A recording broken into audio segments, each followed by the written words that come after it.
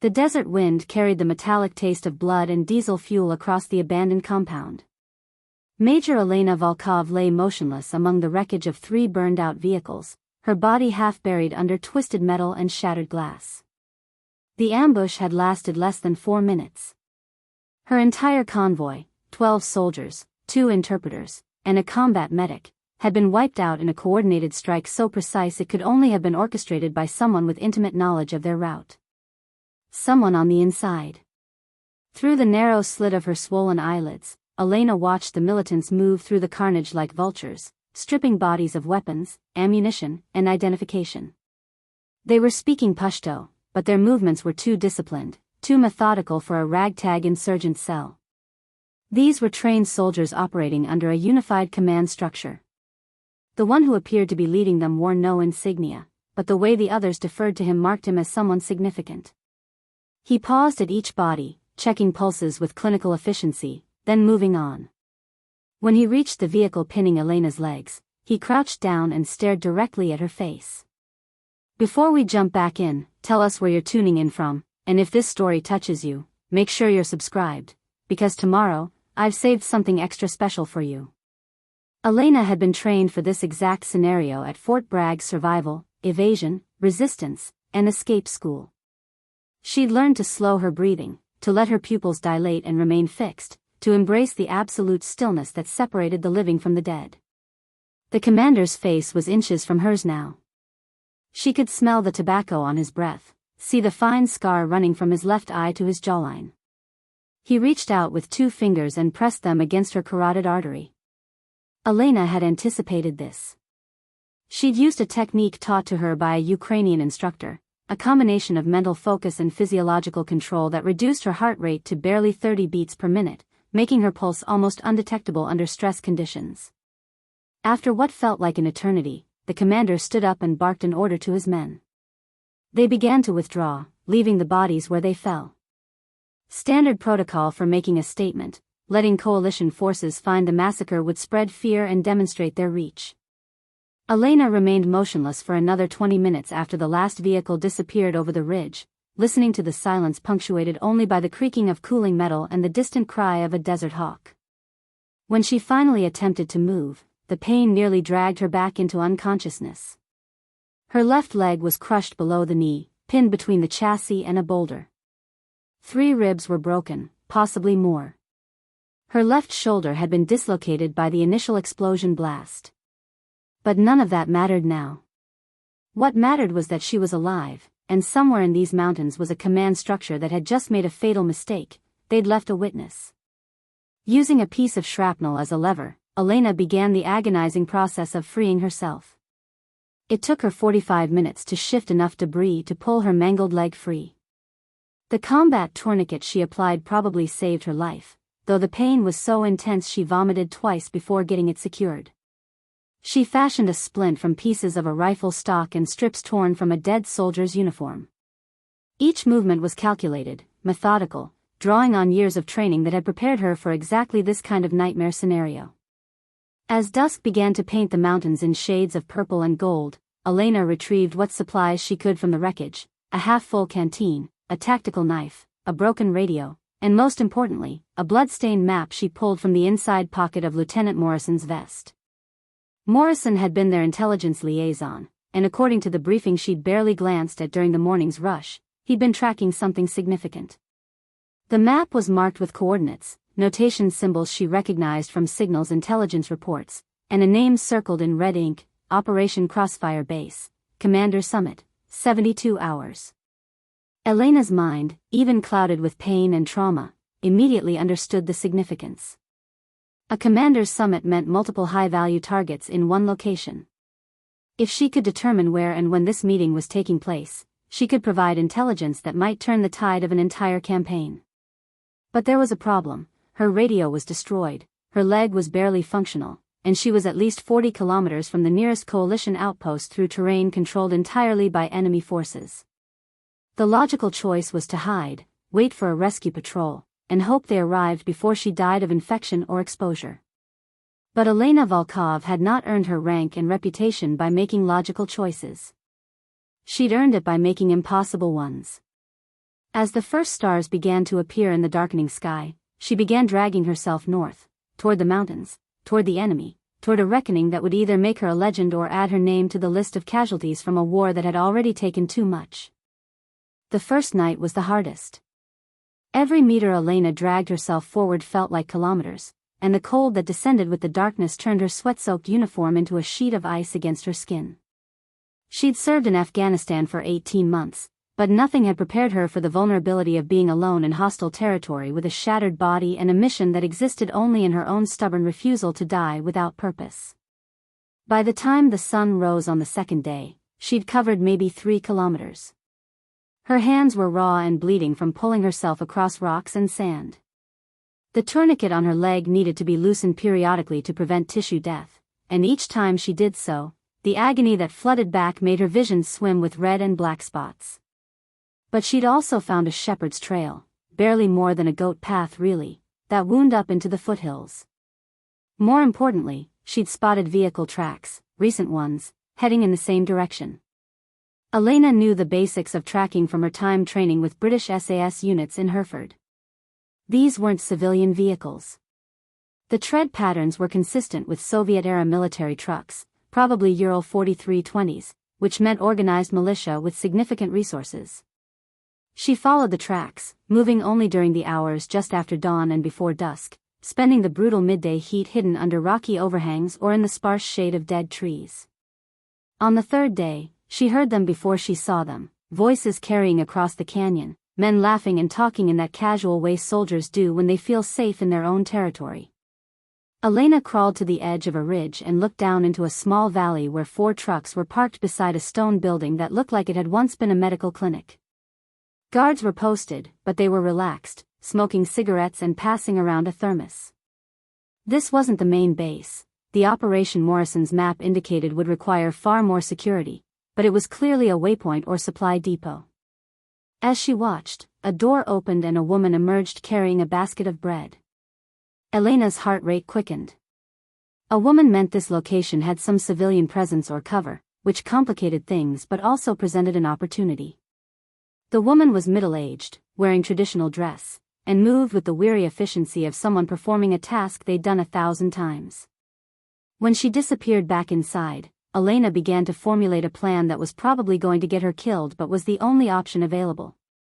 She waited until nightfall, then used the darkness to descend the ridge, an excruciating process that took nearly 2 hours and left a trail she hoped would be obscured by the constant wind.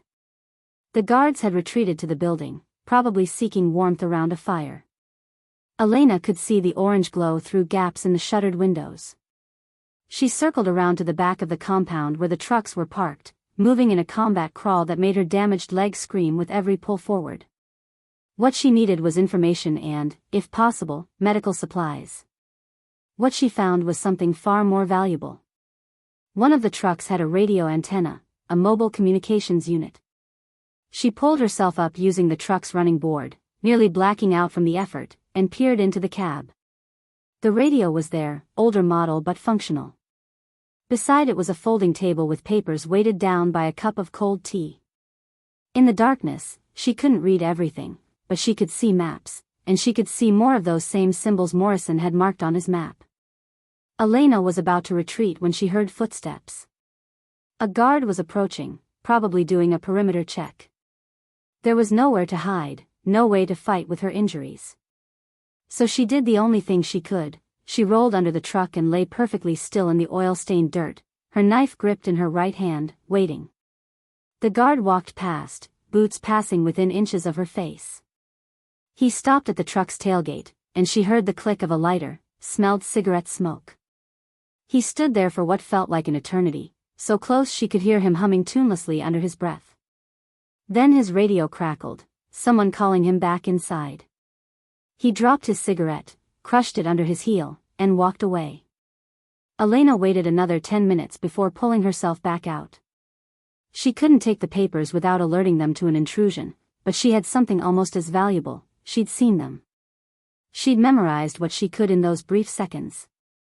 And now she knew this supply line existed, which meant the main base was close, probably within a day's travel for vehicles. As she began the agonizing journey back up the ridge, Elena allowed herself a grim smile. They thought she was dead. They thought they'd eliminated her entire unit without consequence. But what they'd actually done was create the most dangerous thing in any theater of war, a soldier with nothing left to lose and everything to prove. The commanders who had ordered that ambush, who had killed 12 of her people and left her for dead, were about to learn a lesson that military academies don't teach: never assume a warrior is defeated until you've confirmed the body. And sometimes, not even then. By the 6th day, Elena had become something other than human. Pain had transformed from an enemy into a constant companion, almost familiar now in its relentless presence. She'd consumed the last of the water from her canteen 2 days ago and had been surviving on moisture sucked from the pulp of desert plants and morning dew collected in the hollow of rocks. Hunger had passed from discomfort to a gnawing emptiness to something like clarity. Her mind felt sharp, almost supernaturally focused, as if her body was burning everything unnecessary to keep her brain functioning. The trail she'd been following had led her deeper into the mountains, past several more small outposts and checkpoints that she'd meticulously mapped in her mind. Each location revealed more about the network she was tracking. This wasn't a scattered insurgency, it was a coordinated military operation with supply lines, communication nodes, and a clear hierarchy. The kind of organization that required significant funding and, more importantly, significant leadership. On the morning of the 7th day, she found it. The base was built into the mountainside itself, a complex of natural caves that had been expanded and fortified over years, maybe decades. Concrete bunkers disguised as rock formations. Satellite dishes hidden under camouflage netting. Vehicle entrances carved wide enough for trucks but narrow enough to defend easily. From her vantage point on an opposite ridge, Elena counted at least 50 personnel moving through the compound during the hour she observed. That meant the actual population was probably triple that. Most would be inside the caves, out of sight from aerial reconnaissance. But what confirmed this was the right location was the sudden spike in activity around midday. A convoy of vehicles arrived, newer models, some of them looking suspiciously like they'd been stolen from coalition motor pools. Men in better uniforms emerged, officers judging by the way others snapped to attention. And then, from the largest vehicle, a man stepped out who made every person in that compound stand a little straighter. Even from a distance, Elena could see he was the one. The commander from the ambush site, with that distinctive scar running down his face. He was talking on a satellite phone, gesturing broadly, clearly giving orders that others rushed to fulfill. This was a man accustomed to absolute authority. As she watched, 3 more vehicles arrived from different directions, each delivering what appeared to be senior personnel. Morrison's map had been accurate.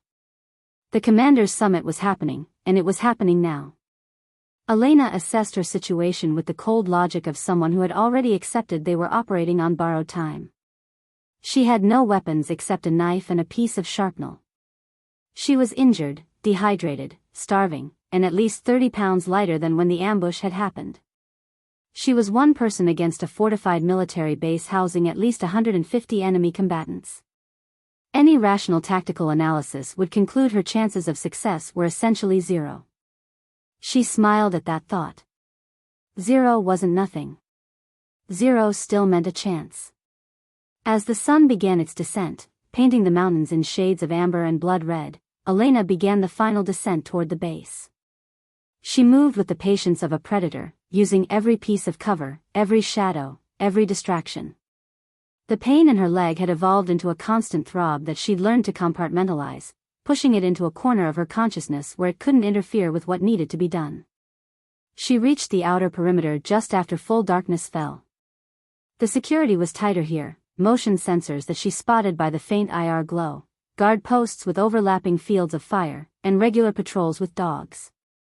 But security systems were designed by humans, which meant they had patterns, gaps, and predictable rhythms. Elena had been trained to find those gaps by some of the best infiltration specialists in the world. More than that, she'd learned from her mistakes, from operations that had gone wrong, from close calls that had taught her lessons you couldn't learn in any school. She timed the patrol patterns for 2 complete cycles, then moved during the 3-minute gap when one patrol was returning and the next hadn't deployed yet. The motion sensors were positioned to catch someone moving across open ground, so she went under them, literally digging herself into a shallow depression and pulling herself forward inch by inch until she was past their detection range. The dogs were the real problem. They could smell fear, smell blood, smell an intruder even when technology failed. But Elena had rolled in the carcass of a dead animal she'd found earlier, masking her human scent with decay and death. It took her 45 minutes to cover the last 100 meters to the outer bunker. By the time she pressed herself against the concrete wall, her hands were bleeding again, her leg was wet with what she suspected was infection, and her heart was pounding so hard she was sure every guard in the compound must be able to hear it. But she was inside their perimeter. She was close enough to smell the diesel generators, hear the muted conversations in Pashto and Arabic, feel the vibration of machinery deep in the mountain. Elena allowed herself exactly 60 seconds to rest, to let her vision clear and her breathing steady. Then she began moving along the wall toward the entrance she'd identified during her observation, a smaller service door that personnel had been using throughout the day. As she moved, she mentally reviewed everything she knew about this base's layout based on what she'd seen. The main cave system would be where the commanders were meeting. That's where she needed to go. That's where she would find the man with the scar who had checked her pulse and left her for dead. And that's where, one way or another, this mission would end. The service entrance was guarded by a single soldier who looked barely 20 years old, his AK-47 slung casually over his shoulder as he scrolled through something on a mobile phone. Elena watched him from the shadows for 3 minutes, studying his posture, his attention span, the way he occasionally glanced up and then back down to the glowing screen. He was bored. Bored was good. Bored meant complacent. She moved when a burst of laughter erupted from somewhere inside the compound, a momentary distraction that pulled his attention toward the sound. Elena closed the distance in 4 silent steps, training from her hand-to-hand combat instructor at Quantico, a former Force Recon Marine who taught her that speed mattered less than certainty of purpose. Her left arm snaked around his throat in a blood choke while her right hand clamped over his mouth, cutting off any sound before it could form. She applied pressure to his carotid arteries, not the windpipe. Strangling took too long and made too much noise. A proper blood choke rendered someone unconscious in 8 to 12 seconds. The young soldier struggled, his phone clattering to the ground, but Elena had leverage and desperation on her side. She counted silently, 1 Mississippi, 2 Mississippi, feeling his resistance weaken. At 10 Mississippi, his body went limp. She lowered him carefully to the ground, checked his pulse to confirm he was alive, then dragged him into the deeper shadows beside the entrance. She took his rifle, his sidearm, his radio, and most importantly, his identification badge hanging from his belt. The photo wouldn't match, but in low light and with most personnel focused on the summit, it might buy her a few seconds if someone glanced at it. The door opened into a concrete corridor lit by harsh fluorescent lights that made Elena's eyes water after days in natural light. She could hear voices echoing from deeper in the complex, the hum of generators, the static of radio communications.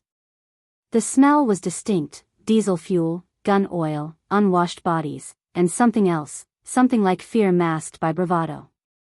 She'd smelled it before in every military installation she'd ever infiltrated during training exercises. Places where men convinced themselves they were safe while preparing for violence. Elena moved through the corridor with her newly acquired rifle held in a low, ready position, trying to project the casual confidence of someone who belonged here while her mind frantically processed every detail. The walls were covered with propaganda posters and operational maps. She passed several doors marked in Arabic: supplies, communications, barracks. What she needed was a central operations room or whatever passed for command and control in this facility. A soldier emerged from a side corridor, nearly walking directly into her. Elena's finger tightened on the trigger, but the man barely glanced at her, muttering something in Pashto that sounded like a complaint before continuing past. She realized with a cold shock that in her current state, covered in grime, blood, and worse, wearing a dead man's credentials, she probably looked like she'd just come off a long patrol or work detail. The chaos of hosting a commander's summit meant unfamiliar faces were everywhere. She followed the main corridor deeper into the mountain, descending gradually. The temperature dropped and the air became stale, recycled by ventilation systems that hummed in the walls. Then she heard it, voices speaking English. American English. Her heart nearly stopped. Coalition prisoners? Defectors? The voices were coming from behind a heavy door marked with red Arabic script she didn't need to translate to understand meant restricted access.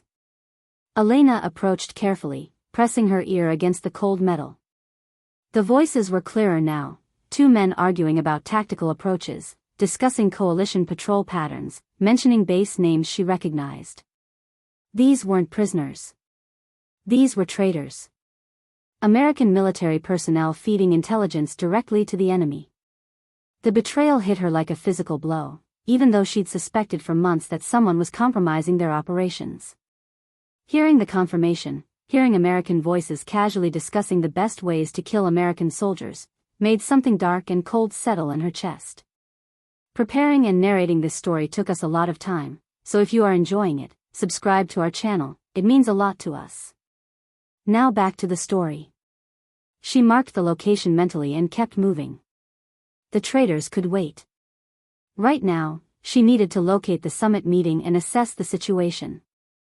The corridor opened into a larger cavern that had been converted into what looked like a command center, computer terminals, radio equipment, wall-mounted displays showing topographical maps of the region. 3 technicians were working at various stations, their attention focused on their screens. Elena slipped past them, keeping to the shadows along the cavern wall, moving toward another corridor that sloped downward. The deeper she went, the more elaborate the facility became. This wasn't a temporary insurgent hideout, this was a permanent military installation that had been developed over years with significant resources and planning. The walls were reinforced with concrete and steel. The lighting was professional military grade. There were even painted lines on the floor designating different sections, just like you'd find in any coalition base. Then she heard something that made her freeze, the commander's voice from the ambush, raised in what sounded like triumph, speaking in accented English. The American convoy was eliminated exactly as planned. Their intelligence officer died before he could transmit what he'd learned. The summit can proceed without concern for coalition interference. Elena's hands tightened on her rifle. Morrison. They were talking about Morrison. The lieutenant who'd been tracking this operation, who'd marked that map she'd found, who'd died in the first 30 seconds of the ambush when a rocket-propelled grenade had turned his vehicle into an inferno. She remembered his face in the briefing that morning, excited about a breakthrough in his investigation, eager to share what he'd discovered. And now these men were celebrating his murder. She followed the voice to its source, a set of double doors flanked by 2 guards with body armor and modern assault rifles. These weren't poorly trained militia, these were professional soldiers. Beyond those doors was the summit. Beyond those doors were the commanders responsible for countless coalition casualties, for the ambush that killed her unit, for the intelligence network that had been bleeding classified information for months. Elena assessed her situation with brutal honesty. She had 1 rifle with maybe 30 rounds, a sidearm with perhaps 15 more, a knife, and a body that was running on willpower and rage rather than actual functional capacity. She was facing at least 2 guards immediately, with unknown numbers beyond the doors, in a facility housing over 100 enemy combatants. Any tactical manual would call this suicide. Any rational commander would tell her to retreat, find another way, call for backup. But Elena Volkov hadn't crawled through 40 kilometers of hell and infiltrated an enemy base to be rational. She'd done it to deliver a message that her instructors at every level of training had drilled into her: never underestimate a warrior who's already decided they're dead. Because someone who's already dead doesn't fear consequences, doesn't hesitate, and doesn't stop until the mission is complete or they actually are. She checked her weapons one final time, said a silent prayer to God she wasn't sure she believed in, and began walking toward the guards with the confident stride of someone who had every right to be there. The key to infiltration, her instructors had taught her, was to act like you belonged. People see what they expect to see. And right now, with the chaos of a commander's summit, these guards expected to see personnel moving through the facility. She was 10 feet away when one of them raised a hand, calling out a challenge in Arabic. Elena kept walking, responding in the few Pashto phrases she knew, gesturing toward the door like she had urgent business inside. The guard stepped forward, his expression shifting from bored routine to suspicion. His hand moved toward his radio. Elena had maybe 2 seconds before he called for verification of her credentials. Those 2 seconds would determine everything that came next. Elena didn't give him the chance to key his radio. She closed the final 3 feet in an explosive burst of movement that sent white-hot agony shooting through her damaged leg, but by then it didn't matter. Her rifle came up in a tight arc, the buttstock catching the first guard under his chin with enough force to snap his head back and send him crashing into the wall. The second guard was faster, his weapon was already rising, his mouth opening to shout in alarm. Elena pivoted, ignoring the screaming protest from her leg, and fired a 3-round burst at center mass from less than 4 feet away. The suppressor she'd noticed on the rifle muted the shots to harsh coughs rather than the crack of unsuppressed fire. Both guards were down in less than 3 seconds. Elena grabbed the first guard's radio and crushed it under her boot, then did the same to the seconds. She dragged their bodies into the shadows beside the door, knowing this bought her maybe 90 seconds before someone noticed they were missing. Her hands were shaking now, adrenaline mixing with exhaustion and blood loss, but they were still steady enough to reload her rifle and prepare for what came next. The double doors weren't locked. Why would they be? This deep in the facility, surrounded by hundreds of armed fighters, the commanders inside probably felt absolutely secure. Elena placed her hand on the handle and allowed herself one last moment to consider the insanity of what she was about to do. Then she pushed through. The room beyond was larger than she'd expected, a natural cavern that had been converted into a conference space. A long table dominated the center, surrounded by 12 men in various military uniforms, some traditional regional dress mixed with tactical gear, others in what looked like stolen or modified coalition uniforms. Maps and documents covered the table. A projector displayed satellite imagery on one cave wall. And at the head of the table, standing with a pointer in his hand, was the scarred commander who'd left her for dead. For a frozen instant, nobody moved. The commanders stared at Elena, this filthy, bloodied woman swaying on a mangled leg, holding a rifle with the kind of steadiness that spoke of professional training. Elena stared back, her mind processing targets, distances, threat priorities with the cold calculation of someone who'd run thousands of combat scenarios. The scarred commander's eyes widened with something like recognition, then shock. "You," he breathed in English. "You were dead?" Elena finished for him. Her voice came out rough, barely more than a rasp. "You should have checked more carefully." Then the room exploded into chaos. Men shouted, diving for weapons that most had left holstered during the meeting. Elena fired first, her training overriding conscious thought. The scarred commander went down with the first burst, his look of shock transforming into vacancy as he crumpled backward. She pivoted, fired again, dropped a man reaching for a radio on the table. Another burst caught a commander pulling a pistol from his belt. The cavern's acoustics turned the firefight into a deafening chaos of echoes and ricochets. Elena moved, not running, her leg wouldn't support that, but a controlled combat shuffle, using the stone pillar supporting the cave roof as cover. Return fire stitched the air where she'd been standing. She felt the pressure wave of a round pass so close to her head it left her ear ringing. 4 down. 8 remaining. Her rifle clicked empty. Elena dropped it and drew the sidearm in one fluid motion, the kind of transition drill she'd practiced 10,000 times on ranges from Virginia to Afghanistan. She fired twice, dropped another commander who was trying to flank her position. The men at the far end of the table had finally reached their weapons and were returning organized fire. A round caught her in the left shoulder, the already dislocated one, and the impact spun her partially around. The pain was transcendent, beyond anything she'd experienced even during the ambush. But pain was just information now, and Elena had gotten very good at ignoring information that wasn't immediately relevant to survival. She used her spin as momentum, coming around the pillar and firing 3 more shots. 2 hits, center mass, another commander down. 6 down. 6 remaining. Then her sidearm locked back empty. Elena had known this moment was coming, she'd counted every shot, knew exactly when she'd run dry. She dropped the pistol and pulled the knife from her belt, the blade she'd carried from the ambush site. It felt absurdly inadequate against 6 armed men, but it was what she had.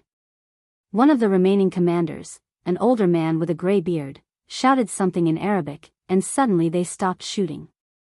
The abrupt silence was almost more shocking than the gunfire had been. Elena stood there, swaying, blood running down her arm from the new shoulder wound, her knife held in a reverse grip, waiting for the next move. "Enough," the bearded commander said in heavily accented English. "You are surrounded. You have killed many, but you cannot kill us all before we kill you. Surrender and we will make your death quick." Elena laughed, and even to her own ears it sounded slightly unhinged. "You think I came here for a quick death? I came here to deliver a message." "What message?" the commander asked, genuinely curious despite the circumstances. "That you made a mistake 7 days ago," Elena said, her voice growing stronger despite her body's collapse. "You left one of us alive. And one is all it takes." She saw the understanding dawn in his eyes a split second before the explosion ripped through the facility. The charges she'd placed throughout her infiltration, using ordnance she'd collected from the dead guards, from supply rooms she'd passed, timed and positioned during those moments when she'd seemed to be just another shadow moving through the chaos. She hadn't come here just to kill commanders. She'd come here to collapse their entire operation. The cavern shook violently. Chunks of rock fell from the ceiling. The lights flickered and died, plunging everything into absolute darkness except for the emergency lighting that cast everything in hellish red. In that confusion, Elena moved. Her knife found flesh once, twice, 3 times. Men screamed. Gunfire erupted again, but they were shooting at shadows, at echoes, hitting each other in the darkness and chaos. Elena crawled through the madness, following the wall, heading for the secondary exit she'd spotted during her initial observation of the room. Her hand found the door handle just as the second series of explosions began, the ones targeting the communications center, the armory, the fuel depot.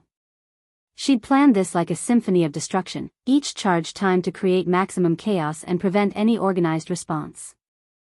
The secondary exit led to a maintenance tunnel that ran parallel to the main corridor, probably originally carved for ventilation or water drainage. Elena pulled herself through it, the space so narrow her shoulders scraped both walls. Behind her, the facility was tearing itself apart, secondary explosions as stored ammunition cooked off, the groaning of structural supports failing, the screams of men trapped in collapsing passages. She emerged into another section of the cave system, this one less developed, probably used for storage judging by the stacked crates and equipment. Smoke was beginning to fill the space, the ventilation systems either destroyed or overwhelmed. Elena's lungs burned with each breath, her vision blurring at the edges. She knew she was running on fumes now, that her body was starting to shut down from the cumulative trauma of the past week. But she wasn't done yet. There was still the matter of the American traitors she'd heard earlier. She backtracked through the chaos, following the route she'd memorized, passing wounded fighters stumbling through the smoke, none of them paying attention to one more blood-covered figure in the pandemonium. The facility's security had completely collapsed, everyone was focused on either escaping or fighting the fires that were spreading through the wooden support structures.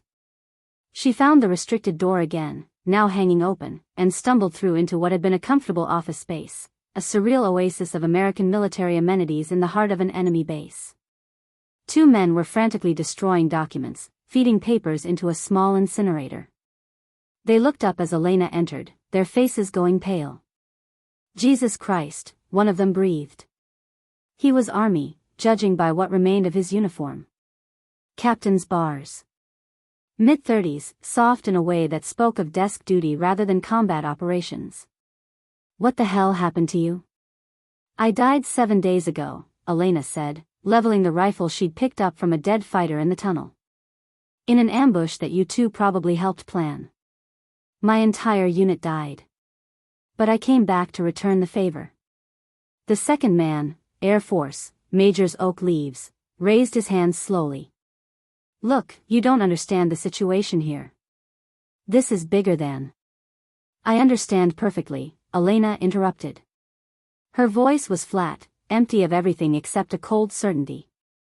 "You sold out your own people for money, or ideology, or whatever pathetic justification you told yourselves. You fed intelligence that got soldiers killed. My soldiers. The army captain's hand twitched toward a pistol on the desk. Elena shot him once, center mass, the same precision she'd been trained to deliver since her first days at basic training. He went down hard, surprise frozen on his face. The Air Force major didn't move, couldn't move, paralyzed by the sudden reality that this wasn't a negotiation. The files, Elena said, gesturing toward the computer terminal in the corner. Everything you've given them. I need copies. The facility is collapsing, the major stammered. We need to evacuate. Then you better work fast, Elena said. It took him 4 minutes to copy everything onto 2 encrypted thumb drives, his hands shaking so badly he could barely manage the keyboard. Elena kept the rifle trained on him the entire time, fighting to stay conscious, knowing that if she passed out now, none of this would matter. When he finished, she took the drives and added them to the blood-soaked pocket of her vest.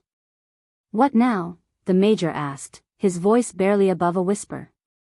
Now you live with what you've done, Elena said. Security services will find you within 24 hours. These files will make sure of that. You can run, but there's nowhere in the world you can hide from what's coming. She should have killed him. Part of her wanted to. But leaving him alive to face justice, to have his betrayal exposed, to spend whatever remained of his life in a military prison knowing that everyone he'd ever served with would know what he'd done, that was a worse fate than a quick death in a collapsing cave. Elena left him there and began the long journey out. The facility was a maze of smoke and fire now, with sections of tunnel completely blocked by rubble. She followed the airflow, knowing that moving air meant a connection to the surface. Twice she had to climb over piles of debris, each time certain she wouldn't have the strength to reach the top. Once she had to crawl through a space so tight she had to exhale completely to fit through, the weight of the mountain pressing down on her from all sides. When she finally emerged into the night air, it was through a ventilation shaft near the top of the ridgeline, pulling herself up through rusted metal and crumbling concrete to collapse on the mountainside. Below her, the entrance to the facility was vomiting smoke and occasional bursts of flame. Survivors were streaming out, disorganized and panicked, their command structure obliterated, their arsenal destroyed, their entire operational base reduced to a smoking ruin. Elena watched for a moment, then began crawling away from the facility, putting distance between herself and any organized search parties that might form once the shock wore off. She managed maybe 100 meters before her body simply stopped obeying commands. She rolled onto her back, staring up at the stars that looked impossibly bright and clear after the smoke-filled hell of the caves. She pulled out the radio she'd taken from the first guard and switched it to the coalition emergency frequency. Her voice was barely more than a whisper when she keyed the microphone. Broken Arrow. This is Nighthawk 6. Position approximately 40 clicks north-northwest of Checkpoint Delta. I have critical intelligence and require immediate extraction. Multiple enemy commanders eliminated. Base destroyed. I have prisoners to report. American prisoners. The response came back almost immediately, professional and calm despite the obvious shock at hearing from someone they probably thought was dead. Nighthawk 6, this is Guardian Actual. Confirm your identity. Elena recited her service number, her unit designation, the authentication codes she'd been given during her last briefing before the ambush. There was a pause, then, Nighthawk 6, authentication confirmed. Be advised extraction team is spinning up now. ETA 30 minutes to your position. Can you mark your location? Negative, Elena said. She was so tired now, the adrenaline finally draining away and leaving nothing but empty exhaustion. No flares, no chem lights. I'll use the radio beacon. Just hurry. Roger that, Nighthawk 6. Stay with us. Help is coming. Elena let the radio fall from her hand. She could hear helicopters now, or maybe that was just wishful thinking, her mind creating sounds it wanted to hear. The stars were doing something strange, multiplying and swirling in patterns that didn't make physical sense. She knew that meant she was going into shock, that her body had finally reached its absolute limit. But it didn't matter anymore. The mission was complete. The commanders were dead. The base was destroyed. The traitors were identified. Everything else, whether she lived or died, whether she'd be decorated or court-martialed for her unauthorized actions, whether anyone would even believe what she'd accomplished, none of that was in her control anymore. Major Elena Volkov closed her eyes and let the darkness take her, knowing that if this was the end, at least it was an end she'd chosen. An end with meaning. An end that would matter. But it wasn't the end. Not quite yet. Elena woke to the rhythmic thump of helicopter rotors and the sharp smell of disinfectant. Her eyes opened to reveal the gray interior of a UH-60 Black Hawk, the kind used for medevac operations. An army medic was bent over her, adjusting an 4-line that fed into her arm. When he noticed her eyes were open, his face registered surprise followed immediately by professional composure. "Welcome back, Major," he said, having to shout slightly over the rotor noise. "Try not to move. We've got you stabilized, but you're pretty beat up. We're 15 minutes out from Bagram." Elena tried to speak, but her throat was too dry. The medic seemed to anticipate this and held a small sponge to her lips, letting her suck the moisture from it. After a moment, she managed to croak out a single word, "Drives." "What's that, ma'am?" "Thumb drives," Elena said, her hand moving weakly toward the pocket of her vest, which she realized was no longer there. Panic spiked through her exhaustion. "Intelligence. Critical. Need to." "Easy, easy," the medic said, gently pressing her shoulder back down. "Everything you had on you has been secured and is being transported separately. Chain of custody has been maintained. Whatever you brought back, it's safe."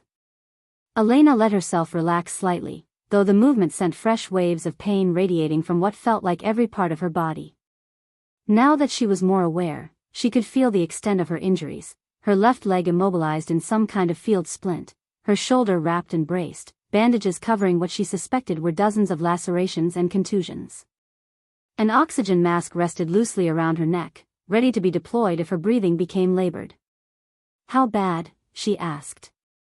The medic hesitated, which told her everything she needed to know before he spoke. "Your left leg is severely damaged, multiple fractures, significant soft tissue damage, possible nerve involvement. We won't know the full extent until we get you into surgery. Your left shoulder was dislocated so badly it caused a labral tear. You've got 3 broken ribs, a punctured lung that we've temporarily sealed, severe dehydration, malnutrition, and what appears to be the early stages of sepsis from multiple infected wounds. Plus the fresh gunshot wound to your shoulder, though that one actually went clean through without hitting anything vital." "So I'll live," Elena said. "Ma'am, the fact that you're alive right now is..." The medic paused, searching for words. "I've been doing this job for 8 years. I've seen soldiers survive things that shouldn't be survivable. But what you did, crawling 40 kilometers with those injuries, infiltrating an enemy base, doing whatever you did in there that caused every sensor in 3 provinces to light up, I don't have words for that. So yes, you'll live. But you've got a long recovery ahead of you." Through the helicopter's open door, Elena could see the sun rising over the Afghan mountains, painting them in shades of gold and crimson. It was beautiful in a way she'd never fully appreciated during her 18 months in country. She'd been too focused on missions, on objectives, on the constant calculation of threats and responses. But now, watching the light spread across the peaks, she felt something shift inside her, a loosening of tension she hadn't even known she was carrying. The Black Hawk descended toward Bagram Airfield, the massive coalition base sprawling across the valley below. Elena could see the ordered rows of buildings, the organized chaos of military operations, the sense of structure and purpose that defined every coalition installation. It felt simultaneously familiar and alien, as if she'd been gone for years rather than days. They landed on the helipad outside the base hospital, where a medical team was already waiting with a gurney. As they transferred her from the helicopter, Elena saw a cluster of officers standing at a distance, high-ranking ones judging by the eagles and stars on their uniforms. One of them, a full colonel with silver hair and a face lined by too many deployments, stepped forward as the medics wheeled her toward the hospital entrance. "Major Volkov," he said, falling into step beside the gurney. "I'm Colonel Bradshaw, Joint Special Operations Command. I need to debrief you as soon as the doctors clear it. The drives, Elena said, her priority laser-focused despite her condition. 2 thumb drives. Encrypted. One has intelligence from the enemy base, operational plans, communication logs, network maps.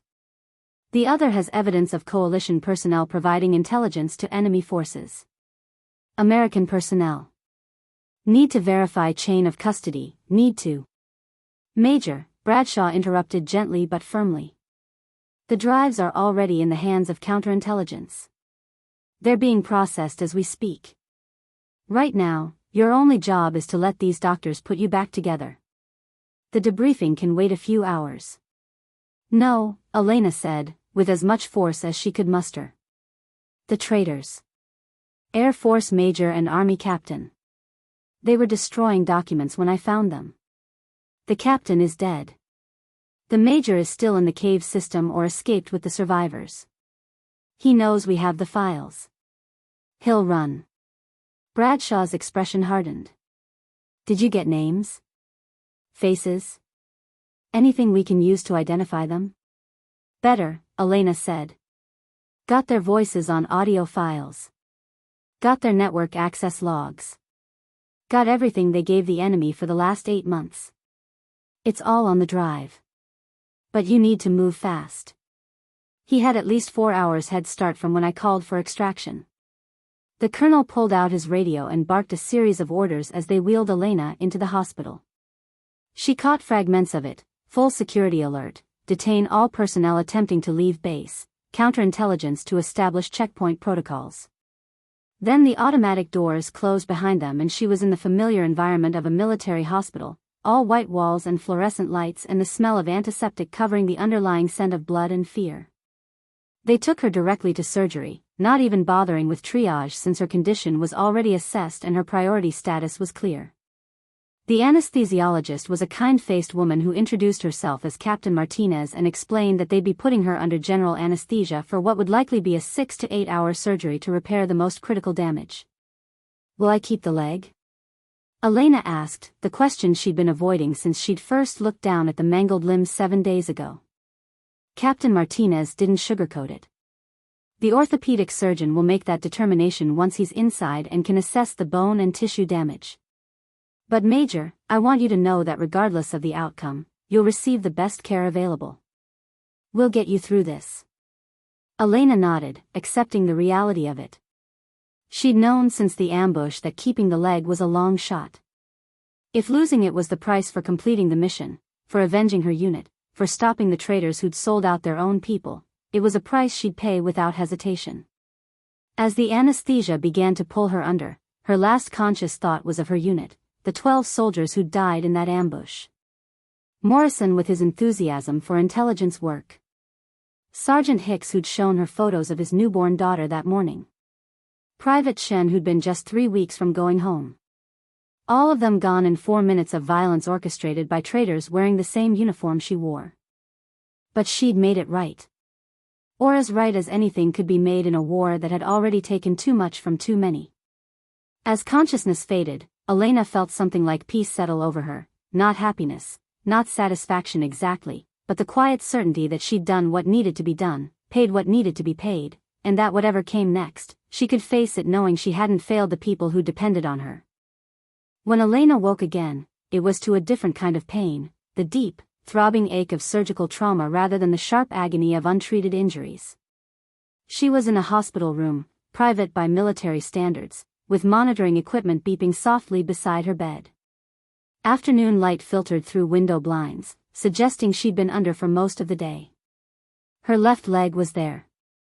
She could see the outline of it under the blankets, elevated and heavily bandaged, but present. Relief flooded through her, surprising her with its intensity.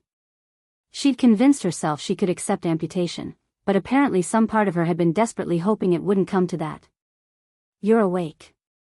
The voice came from the corner of the room, where Colonel Bradshaw sat in a chair that looked too small for his frame. He'd apparently been there for a while, judging by the empty coffee cups on the side table. How do you feel? Like I got blown up, shot, and spent a week crawling through Afghanistan, Elena said, her voice rough but stronger than it had been on the helicopter. So, actually pretty good considering. Bradshaw smiled briefly, but it didn't reach his eyes. The surgeons managed to save your leg. The lead orthopedic surgeon, Major Hendricks, he said it was touch and go, and you're looking at another 2 or 3 surgeries minimum, plus extensive physical therapy. But he thinks you'll eventually regain most function. Might have a limp, might not be able to run a marathon, but you should be able to walk. I'll take it, Elena said. What about the intelligence? The drives? The colonel's expression became serious. That's what I need to talk to you about. And I need you to understand that what I'm about to tell you is classified at the highest levels. Even being in this room, having this conversation, is technically above protocol given your current status. Elena waited, her mind already racing ahead, anticipating what was coming. The intelligence you recovered is catastrophic in scope, Bradshaw continued. The 2 American personnel you identified, Air Force Major Dennis Keller and Army Captain James Rothman, they weren't just providing tactical intelligence. They were running a network. We've identified at least 7 other coalition personnel across 3 bases who were compromised. The operation you destroyed wasn't just an enemy command base. It was a coordination hub for a spy ring that's been operating for 18 months. 18 months, Elena repeated, the number settling like a stone in her chest. How many soldiers died because of them? We're still calculating casualties that can be directly attributed to compromised intelligence, Bradshaw said quietly. But the preliminary numbers are significant. Your convoy wasn't the first ambush they enabled.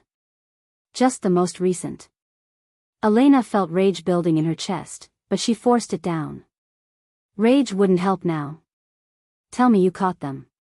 Captain Rothman you killed in the cave system. Counterintelligence has confirmed his identity through dental records from the remains. Major Keller made it out during the evacuation and attempted to flee the country through Pakistan. He was intercepted at a checkpoint in Peshawar 48 hours ago by Pakistani intelligence working with our agents. He's currently in custody at an undisclosed location, being interrogated by specialists. Good, Elena said flatly. The other 7 members of the network have been arrested, Bradshaw continued. It's being handled very quietly. We can't afford the public relations disaster of this becoming common knowledge, at least not yet. But because of what you did, because of the intelligence you recovered, we've rolled up the entire operation. Their handlers, their payment structures, their communication methods, all of it. You didn't just destroy an enemy base, Major. You dismantled an intelligence apparatus that was bleeding our operations dry. Elena processed this, feeling the weight of it settle on her shoulders. My unit, she said finally. The ambush. Was that specifically targeted because Lieutenant Morrison was getting close to exposing the network, Bradshaw confirmed. Keller identified Morrison's investigation as a threat and provided detailed intelligence on your convoy's route, timing, and security protocols. The attack was designed to kill everyone and make it look like standard enemy action. They didn't count on you surviving. They should have checked more carefully, Elena said, echoing her words from the cave. Bradshaw's expression shifted to something like admiration mixed with concern. Major, what you did was remarkable. Unprecedented. You single-handedly completed a mission that would normally require a full special operations team. You eliminated multiple high-value targets, destroyed a major enemy installation, and exposed a catastrophic security breach. You've saved countless lives. But? Elena prompted, hearing the unspoken word hanging in the air. But your actions also violated about a dozen different regulations and protocols, Bradshaw said. You operated without authorization, without support, without even informing command that you were alive for 7 days. You executed what amounts to a solo direct action raid on a fortified enemy position. You killed enemy personnel, destroyed property, and technically operated as a lone combatant in a way that could be interpreted as outside the bounds of the Geneva Conventions. Elena met his eyes steadily. Are you here to tell me I'm being court-martialed? I'm here to tell you that there are people in the chain of command who think you should be, Bradshaw said. And there are others who think you should be given a Medal of Honor. Right now, those two factions are engaged in what I can only describe as a bureaucratic war over what happens to you next. What do you think should happen? Elena asked. Bradshaw was quiet for a long moment, choosing his words carefully. I think you did what needed to be done in an impossible situation. I think you made choices that most soldiers wouldn't have the courage or capability to make. I think you're exactly the kind of warrior we need in this fight. He paused. I also think you scared the hell out of a lot of very senior people.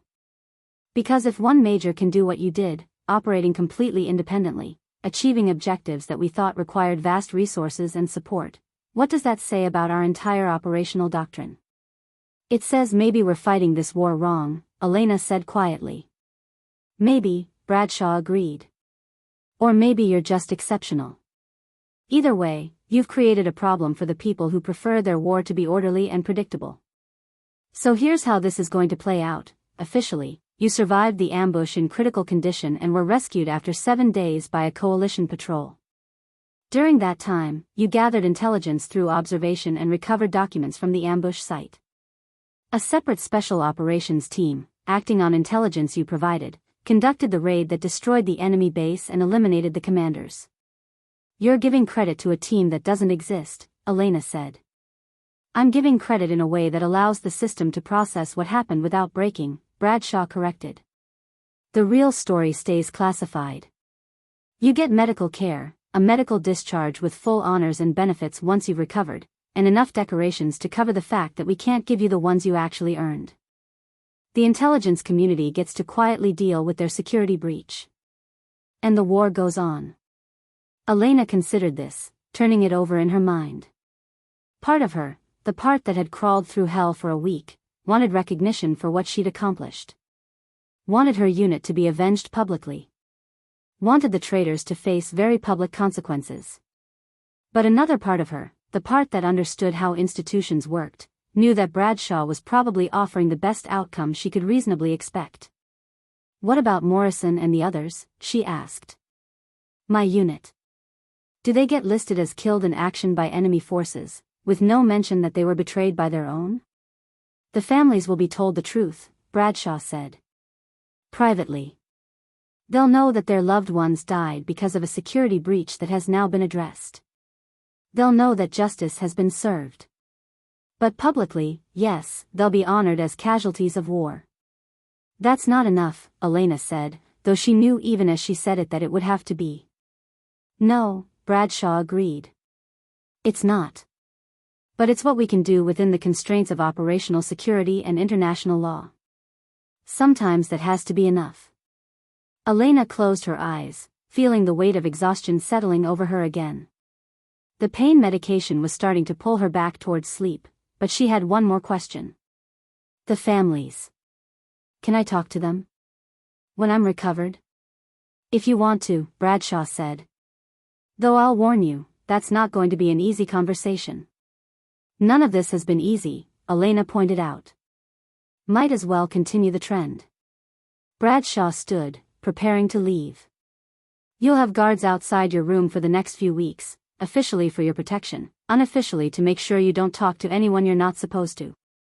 Counterintelligence will want to debrief you extensively once you're strong enough. And there will be a lot of doctors and physical therapists in your future. But Major, for what it's worth, I'm glad you made it back. We need soldiers like you. Soldiers who break the rules and operate outside command authority. Elena asked with a trace of dark humor. Soldiers who get the job done no matter what it costs them, Bradshaw corrected. Those are rarer than you'd think. After he left, Elena lay in the quiet hospital room, watching the sunlight patterns shift across the ceiling, processing everything that had happened and everything that would come next. She thought about her unit, about the families who would never get full closure, about the traitors who would be dealt with in secret, about the war that would continue regardless of individual victories or defeats.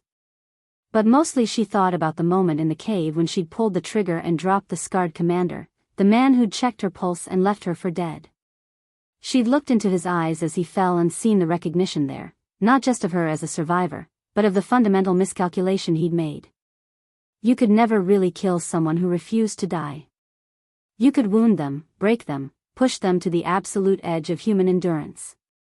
But if they chose to keep fighting anyway, if they decided that completing the mission mattered more than survival, more than safety, more than following the rules, then they became something more dangerous than any weapon system or tactical advantage.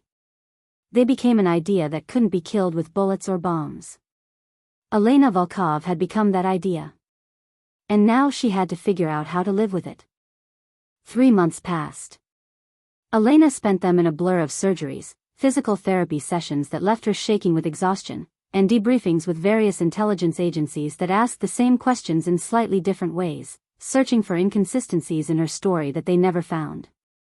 Her body slowly healed, though the doctors made it clear she'd carry the scars forever, both visible and invisible. The leg had been the biggest challenge. The surgeons had performed 3 additional operations to repair the extensive damage, inserting plates and screws to reconstruct the shattered bones, grafting tissue to replace what had been too damaged to save.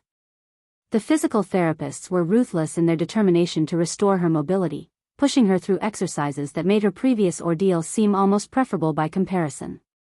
But slowly, incrementally, she regained function. First standing with support, then taking tentative steps, then walking short distances, then finally managing a full lap around the hospital corridor without assistance. She would always have a limp, the doctors were clear about that. The nerve damage was permanent enough that her gait would never be quite right, and running at full speed was probably off the table forever. But she could walk, could stand for extended periods, could maintain enough mobility to live independently. Given what she'd been through, it felt like a victory. The psychological evaluation had been trickier. The base psychiatrist, a major named Shen who was far too perceptive for Elena's comfort, had conducted weekly sessions that probed the emotional and mental impact of what Elena had experienced. It was clear these weren't just standard post-trauma evaluations. Counterintelligence wanted to know if Elena could be trusted with the secrets she carried, if she was stable enough to maintain the official narrative, if she posed any kind of security risk. Elena had been careful during those sessions, revealing enough to seem honest without exposing the full depth of what the experience had done to her. She talked about survivor's guilt, about the nightmares that still woke her up reaching for weapons that weren't there. She acknowledged the anger at the traitors, the satisfaction of completing the mission, the complex mixture of emotions that came with having killed multiple people in close-quarters combat. What she didn't talk about was the cold certainty that had settled in her chest during those 7 days, the understanding that she was capable of things she'd never imagined, that she'd crossed lines she could never uncross, that some fundamental part of who she'd been had died in that desert and been replaced with something harder, sharper, and far less certain about the moral clarity of war. Major Chen had been smart enough to sense there was more beneath the surface, but also pragmatic enough to recognize that some experiences couldn't be processed on a timeline convenient to the military's bureaucratic needs. She'd signed off on Elena's psychological evaluation with a recommendation for continued therapy and a note that Major Volkov demonstrates resilience consistent with her training and experience, though long-term monitoring is advisable. It was the kind of carefully worded assessment that meant, she's probably okay, but we can't be sure, so keep an eye on her. 4 months after her rescue, Elena was transferred to Walter Reed Medical Center in Maryland for her final surgeries and the completion of her physical therapy. It was during this period that she began meeting with the families of her fallen unit members. Colonel Bradshaw had arranged the meetings, providing a cover story that Elena had been in extended recovery and was only now well enough to talk about what had happened. The meetings were every bit as difficult as she'd anticipated. Morrison's parents were older, academic types who'd never quite understood why their brilliant son had joined the military instead of pursuing a doctorate in international relations. They wanted details. What had he been investigating? Why had he been targeted? What had his final moments been like? Elena gave them what truth she could without violating operational security, and saw in their eyes the complex mixture of grief and pride and anger that came with losing a child to a war they'd never fully supported. Sergeant Hicks' wife was younger, barely 25, with the newborn daughter Elena had seen photos of. The baby was 4 months old now, would never remember her father. Elena had held that tiny life in her arms and felt the weight of responsibility settle even heavier. This child would grow up without a father because traitors had sold out their convoy, because Elena hadn't died when she was supposed to, because 1,000 small decisions had cascaded into tragedy. "Tell me he didn't suffer," Hicks' wife had said, her voice breaking. Just tell me it was fast. Elena had lied. She'd told her the explosion had been instant, that Hicks wouldn't have felt anything, that he'd died doing what he loved with people he trusted. She didn't mention the screaming she'd heard in those first seconds after the ambush, didn't describe the smell of burning flesh and diesel, didn't share any of the nightmarish details that would haunt her for the rest of her life. Sometimes mercy meant lying. Private Chen's family had been the hardest. They were Chinese immigrants, working-class people who'd sacrificed everything to give their son opportunities they'd never had. Chen had joined the military to help pay for college, had been planning to use his GI Bill to study engineering. He'd been 22 years old, 3 weeks from the end of his deployment, already talking about his plans for civilian life. His mother had looked at Elena with eyes that had seen too much sorrow and asked a simple question in broken English. Why my son? Why he die? Elena hadn't had a good answer then, and she didn't have one now. She'd tried to explain about the mission, about the service and sacrifice, about how Chen had been a good soldier who died doing his duty. But she could see in his mother's eyes that none of it meant anything, that no amount of medals or flag-draped coffins or official condolences could ever fill the void left by a child who'd been stolen from the world before he'd really had a chance to live in it. After each meeting, Elena returned to her room at Walter Reed and tried to process the accumulated weight of grief that wasn't entirely hers but that she carried anyway. She'd survived when they hadn't. She'd gotten her revenge, completed her mission, exposed the traitors who'd caused their deaths. But none of that brought them back. None of that made their families whole. None of that answered the fundamental question of why this war had to take so much from so many. 6 months after the ambush, Elena was formally medically discharged from the army with full honors. The ceremony was small, private, attended only by a handful of senior officers who knew the truth about what had happened. Colonel Bradshaw presented her with a Silver Star, the official citation vaguely referenced, exceptional valor in combat operations, along with a Purple Heart and various other commendations that recognized her service without acknowledging what she'd actually accomplished. Somewhere in a classified file, Bradshaw told her privately after the ceremony, "There's a full accounting of what you did. Future generations of intelligence analysts and special operations personnel will study your actions as a case study in survival, infiltration, and direct action. You'll be anonymous in those reports, just Operative X or Subject A, but your legend will live on in the community that matters. That's worth more than any public medal." "Is it?" Elena had asked, and Bradshaw had smiled sadly. "Probably not," he'd admitted. "But it's what we've got." Elena left the military with a medical pension, a limp that ached in cold weather, and a collection of skills that had no clear application in civilian life. She'd been trained to infiltrate, to kill, to survive in the most hostile environments imaginable. Those weren't exactly qualifications you could put on a resume for normal jobs. For a while she drifted, moving through a series of apartments in cities that all felt too loud, too crowded, too far removed from the stark clarity of the desert. She tried therapy with civilian counselors who'd never experienced combat and couldn't understand why she sometimes felt more alive in those 7 days of hell than she did in the safety of normal life.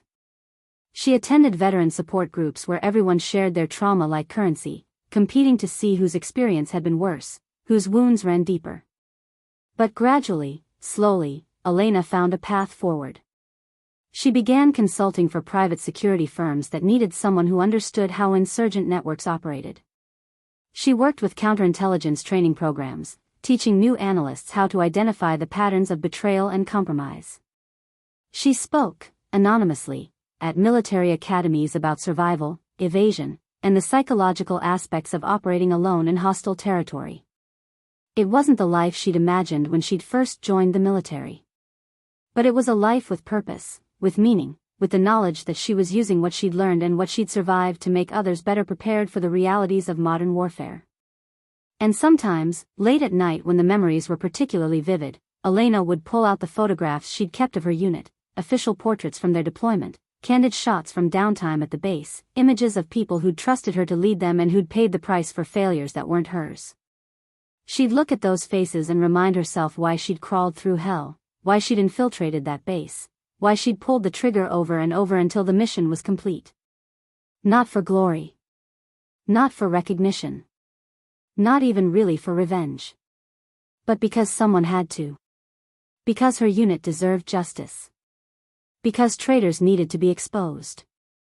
Because sometimes the only way to honor the dead was to ensure their deaths meant something, accomplished something, changed something. Elena Volkov had been left for dead in enemy territory. But she hadn't died. She'd survived, infiltrated, and eliminated every commander responsible for her unit's massacre. And in doing so, she'd become something more than just a soldier. She'd become a reminder that the human spirit, when pushed to its absolute limits, was capable of extraordinary things. That determination could overcome impossible odds. That one person, properly motivated and willing to pay any price, could change the course of events in ways that armies and airstrikes sometimes couldn't. She'd become a legend, even if only a classified one. And sometimes, that had to be enough. 2 years after her discharge, Elena received an encrypted email from an address she didn't recognize. The message was brief: Georgetown. Friday. 8 p.m. Come alone.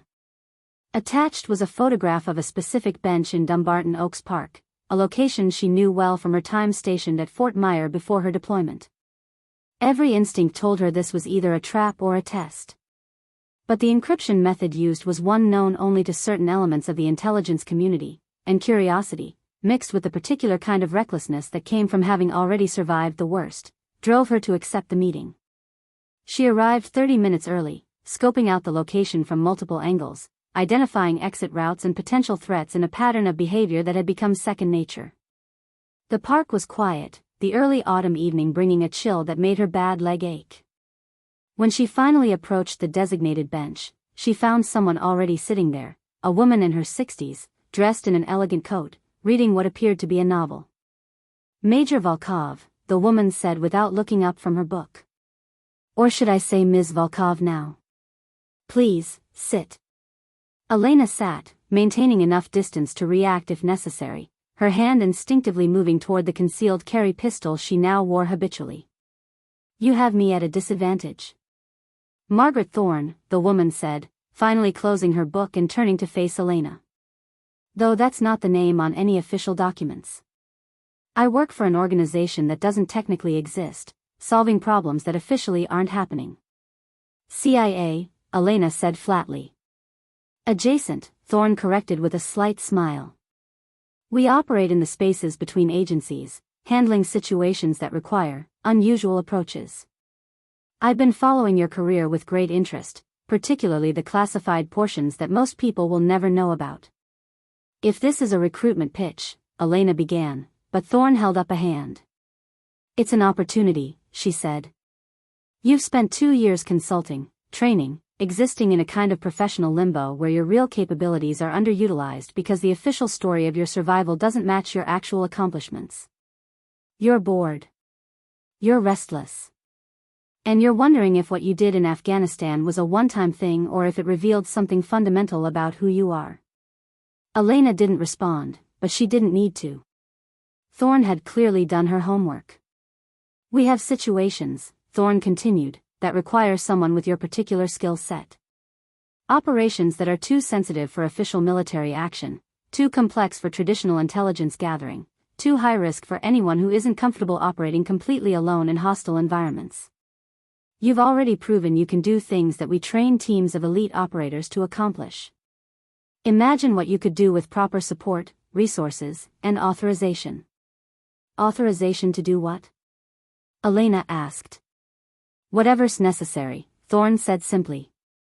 Within reason, within the law as much as possible, but with the understanding that sometimes the mission exists in gray areas that official channels can't acknowledge. You'd be a ghost, no official record, no public acknowledgement, no paper trail. But you'd be doing work that matters, solving problems that could prevent the kind of betrayals that killed your unit. Elena considered this, turning it over in her mind. Why me? There are hundreds of special operations personnel with similar or better training. Because training isn't everything, Thorne said. What you did in Afghanistan wasn't just about physical capability or tactical knowledge. It was about will. About the ability to look at an impossible situation and choose to act anyway. About operating with zero support and still accomplishing objectives. We can teach people skills. We can't teach them that kind of determination. You either have it or you don't. And you've proven beyond any doubt that you have it. And if I say no? Then you say no, Thorne said with a shrug. You go back to your consulting work, your training programs, your comfortable civilian life. No pressure, no consequences. But I don't think you will say no. Because I think part of you has been waiting for an opportunity like this. Part of you knows that what happened in Afghanistan wasn't the end of your story, it was the beginning. Elena looked out across the park, watching leaves spiral down in the evening breeze, thinking about the past 2 years of half measures and diminished expectations. Thorne was right about one thing, she'd been waiting for something, though she hadn't quite articulated it even to herself. The civilian world felt hollow, too safe, lacking the clarity that came with high-stakes missions where every decision mattered. I'd need details, Elena said finally. Operational parameters, chain of command, extraction protocols. I didn't survive Afghanistan by taking things on faith. Thorne smiled, and for the first time Elena saw genuine warmth in the expression. I wouldn't expect anything less. Let's take a walk, and I'll tell you about the first assignment. Nothing you need to decide on tonight, but enough to give you a sense of what we do and how we operate. They walked through the park as dusk deepened into night, and Thorne outlined an operation that was exactly as complex and dangerous as Elena had expected. A high-value target who'd been selling nuclear material to terrorist organizations. Multiple failed attempts by official agencies to locate and neutralize him.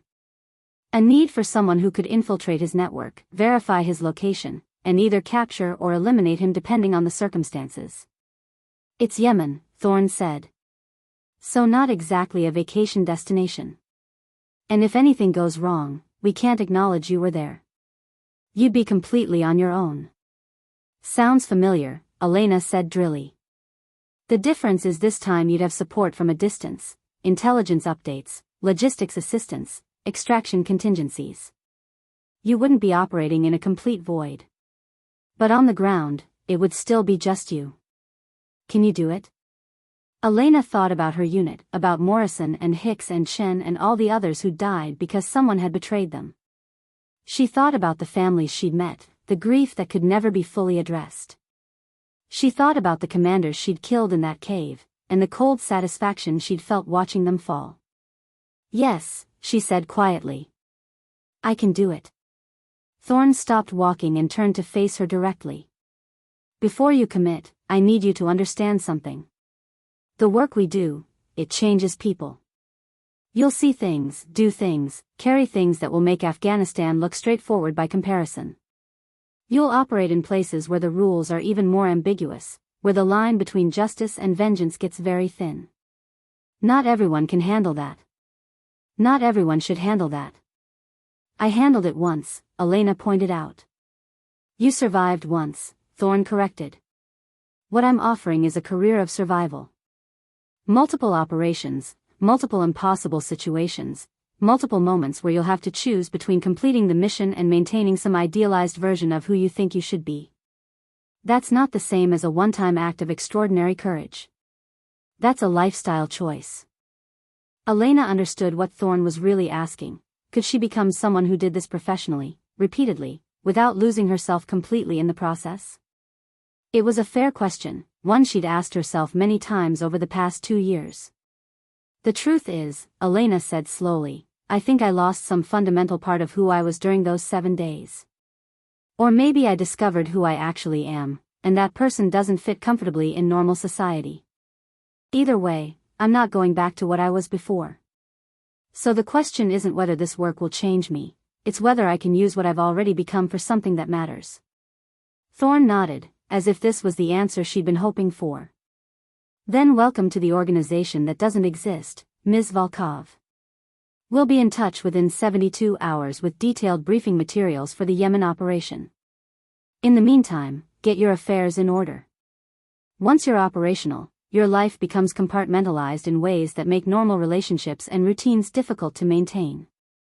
They parted ways at the edge of the park, Thorn disappearing into the evening crowds with the practiced ease of someone who'd spent a lifetime being forgettable. Elena stood there for a moment, feeling the weight of the decision she'd just made settle onto her shoulders. It wasn't fear exactly, she'd moved beyond simple fear somewhere in the Afghan desert. It was more like acceptance of a truth she'd been avoiding. She wasn't built for peace anymore. Maybe she never had been, and the military had simply revealed what was already there. The capacity for violence, for ruthless efficiency, for doing whatever the mission required without the paralysis of excessive moral consideration. That didn't make her a monster, at least, she didn't think it did. It made her a weapon, one that could be pointed at targets that deserved to be hit. Over the next 72 hours, Elena prepared methodically. She updated her will, established financial arrangements that would take care of things if she didn't come back, and sent carefully worded emails to the few people who still mattered in her life. Former colleagues, a cousin who was her only remaining family, the therapist she'd been seeing sporadically. Nothing that would raise alarm, just the kind of casual check-ins that someone might send before taking an extended trip. The briefing materials arrived exactly when promised, delivered by courier to her apartment in a sealed package that would destroy its contents if opened incorrectly. Elena spent an entire night absorbing the intelligence, satellite imagery of suspected locations, psychological profiles of the target and his key associates, cultural briefings on the specific region of Yemen she'd be operating in, extraction contingencies that ranged from optimistic to barely possible. The target was a man named Rashid al-Hamadi, a former chemical engineer who'd transitioned from legitimate work to facilitating the sale of nuclear material to the highest bidder. He'd evaded capture for 3 years through a combination of excellent operational security and deep connections within local tribal structures. Multiple agencies had tried to get close to him, all had failed, with several operators either killed or barely escaping with their lives. Elena studied his photograph, a middle-aged man with intelligent eyes and a carefully maintained beard, someone who looked more like a professor than an international criminal. But the intelligence reports made clear he was ruthless, having personally executed at least 4 people who'd posed threats to his operation. He was also paranoid, changing locations frequently, using multiple layers of security, trusting almost no one. Getting close to him would require becoming someone he needed, someone valuable enough to overlook the risks of bringing a new person into his inner circle. The cover identity Thorn's organization had prepared was elegant, a logistics coordinator with connections to shipping networks in East Africa, someone who could help al-Hamadi expand his operations into new markets. The identity had been built over months, layered with enough genuine business dealings and verifiable history to withstand scrutiny. Elena spent 2 weeks at a facility in rural Virginia, officially a corporate retreat center, actually a training compound for the organization, preparing for the mission. She refined her cover story until it was second nature, practiced the specific dialect of Arabic used in al-Hamadi's region, trained with weapon systems she might encounter, and ran through scenarios with instructors who played the roles of al-Hamadi's security personnel. It was during one of these training sessions that she met Marcus Chen, a former Delta Force operator who now worked for the organization as both an instructor and occasional field operative. He was watching her run through a close-quarters combat drill when he made an observation that stopped her mid-movement. "You fight like someone who's not planning to survive," he said. "All offense, minimum defense, maximum aggression. That works when you're on a suicide mission, but it's not sustainable for long-term operations." Elena lowered her training weapon, considering his words. "What would you suggest?" "Find something worth coming home for," Marcus said simply. When you're operating alone in hostile territory, the difference between reckless and calculated often comes down to whether you're planning for success or just trying to complete the mission before you die. The latter makes you effective short-term but gets you killed eventually. "What do you come home for?" Elena asked. Marcus pulled out his phone and showed her a picture, a woman and 2 young children, all smiling at the camera from what looked like a backyard barbecue. "My family. They don't know exactly what I do, just that it's classified and sometimes I'm gone for long periods. But they're the reason I make sure my plans include extraction, why I take calculated risks instead of just throwing myself at objectives. Not saying you need a family, but you need something that makes tomorrow matter as much as today." Elena thought about this for a long time after the training session ended. What did she have worth coming home for? The honest answer was uncomfortable. The mission itself was what mattered, completing objectives, preventing the kind of betrayals and catastrophes that cost innocent lives.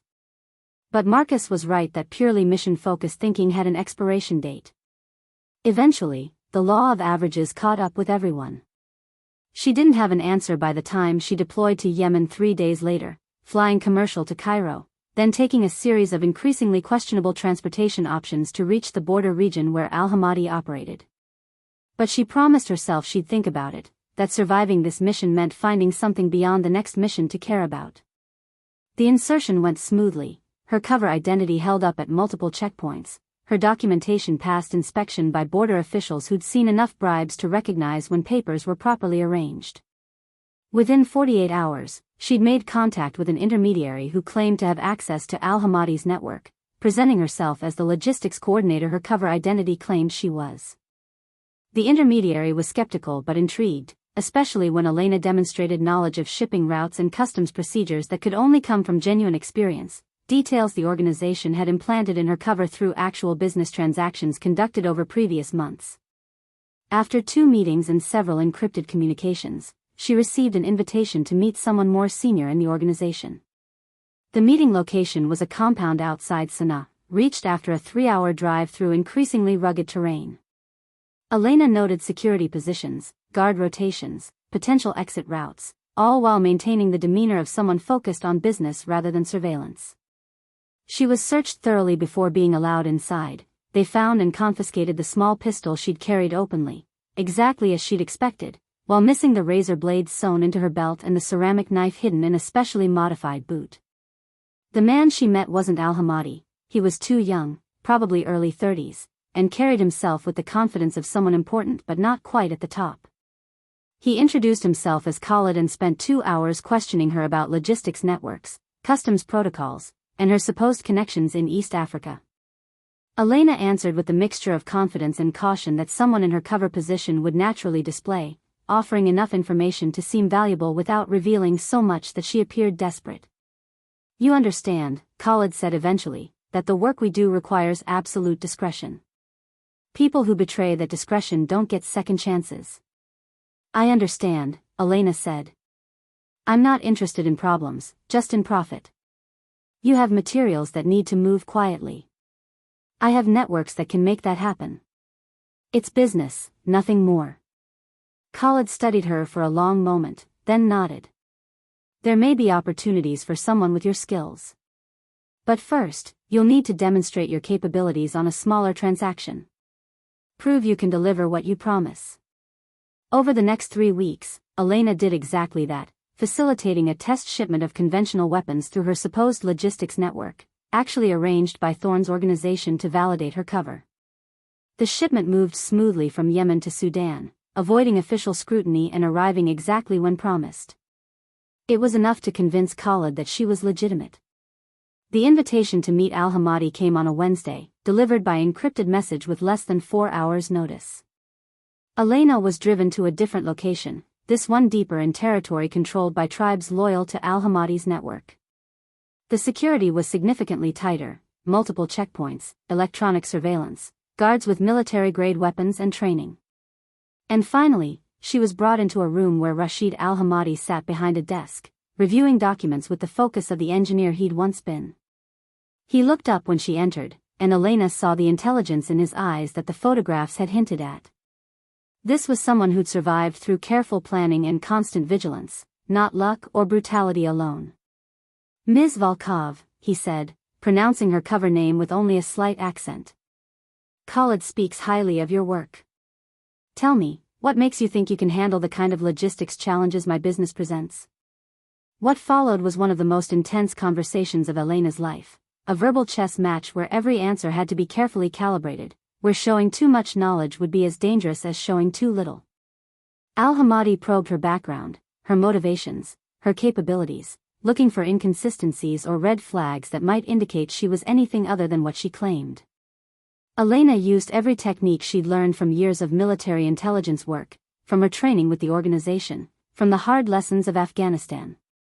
She gave him a version of truth, that she'd seen how governments failed their own people, how the system was rigged, how someone with the right skills could profit from the chaos.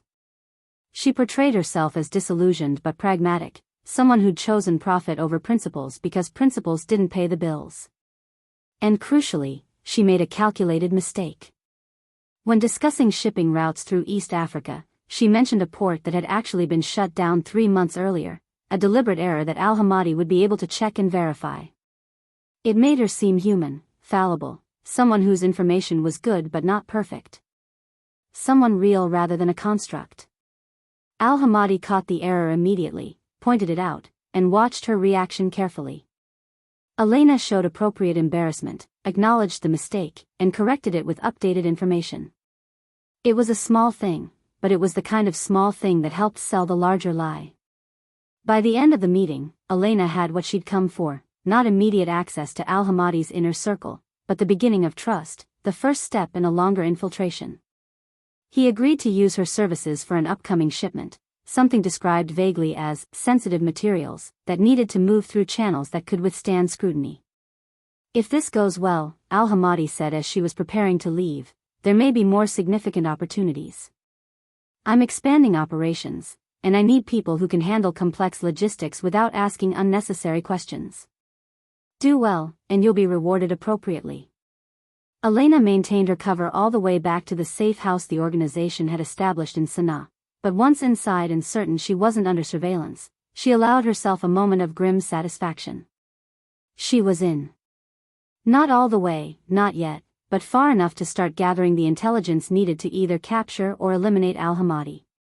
She sent an encrypted report to Thorne, outlining her progress and requesting additional support for the upcoming shipment. The response came back within hours. The organization would facilitate whatever logistics were needed to maintain her cover while simultaneously tracking the materials al-Hamadi was moving. Over the next 6 weeks, Elena worked her way deeper into al-Hamadi's network. She successfully coordinated 2 more shipments, each one building her credibility and giving her access to more sensitive information. She learned about his suppliers, his buyers, his security procedures, his patterns of movement. She identified weaknesses in his operation and reported them back to Thorne. But she also learned something else. Al-Hamadi wasn't just a criminal motivated by profit. He genuinely believed he was fighting against Western imperialism, that providing weapons and materials to groups opposing coalition forces was a form of resistance.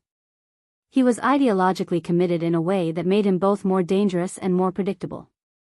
And then came the breakthrough. Al-Hamadi needed to personally oversee a major transaction, the sale of a significant quantity of enriched uranium to a buyer whose identity was still unclear. The meeting would happen in a remote location, with only essential personnel present. And because Elena had proven herself valuable, she was invited to handle the logistics coordination. It was the opportunity Thorne's organization had been waiting for. Al-Hamadi would be vulnerable, away from his usual security arrangements, focused on the transaction. If Elena could confirm his location and the presence of the nuclear material, the organization could launch an operation to capture both simultaneously. But there was a complication. The meeting was scheduled for a location in territory controlled by a rival faction, neutral ground chosen specifically because neither party fully trusted the other. If anything went wrong, if Elena's cover was blown or the operation was compromised, she'd be trapped between hostile forces with no clear extraction route. It's your call, Thorne said during an encrypted communication. We can abort, wait for another opportunity. But Al-Hamadi is getting more careful, more paranoid. This might be our best chance for months, possibly longer. Elena thought about her unit, about the families she'd met, about the promise she'd made to herself that she'd use what she'd survived for something meaningful. She thought about Marcus Chen's advice about having something worth coming home for, and realized that maybe the mission itself was enough, not for ego or glory, but because stopping someone like Al-Hamadi meant preventing future tragedies, protecting people who'd never know they'd been in danger. I'm going, she said. Set up the extraction contingencies, but I'm going. The meeting was scheduled for 3 days later, in a compound that had once been a commercial facility before the war had rendered it abandoned. Elena arrived with Al-Hamadi's convoy, maintaining her role as logistics coordinator while carefully noting every detail that might be relevant for the coming operation. The buyer turned out to be a representative of a Somali militant group, someone Elena recognized from intelligence briefings as a known facilitator of terrorist operations. The presence of someone that high profile confirmed the significance of the transaction. This wasn't just criminal enterprise, it was a deal that could enable attacks killing hundreds or thousands of people. Elena watched as al-Hamadi and the Somali representative negotiated terms, as technical experts verified the quality of the uranium, as money changed hands through a complex series of cryptocurrency transfers. She documented everything she could without drawing attention, memorizing faces, recording conversations with the sophisticated equipment hidden in her clothing. And then, just as the deal was concluding, something went wrong. One of al-Hamadi's security personnel, a man Elena had interacted with multiple times, suddenly grabbed her arm and pulled her aside. "We need to talk," he said in Arabic, his expression grim. "Now." Elena's mind raced through possibilities in the split second it took to respond. Had her cover been compromised? Had someone in al-Hamadi's organization done deeper research and found inconsistencies? Was this a security check or an actual exposure?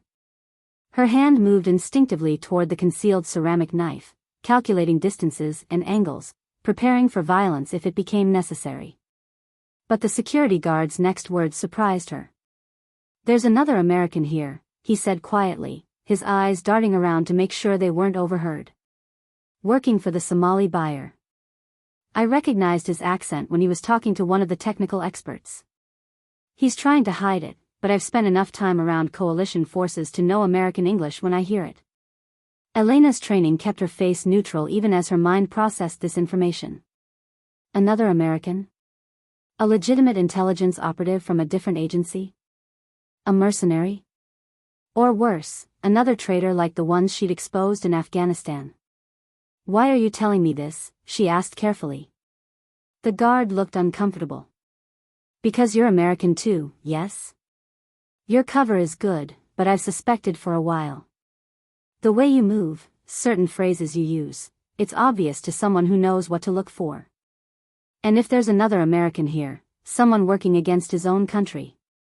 He paused, struggling with the words. "I don't care about politics or ideology. But I have children. If this material is used for terrorism, for attacks that kill civilians, that's different from fighting soldiers. That's murder." Elena made a calculation in that moment, one that went against every infiltration protocol she'd ever learned. "Show me," she said. The guard led her through the compound, past the main transaction area, to a side room where several members of the Somali buyer's security detail were waiting. And there, talking casually with them in heavily accented Arabic, was a man who made Elena's blood run cold. She knew that face. Major Dennis Keller. The Air Force traitor from Afghanistan, the one who'd supposedly been captured in Pakistan 2 years ago. Elena's hand tightened around the concealed knife. How was this possible?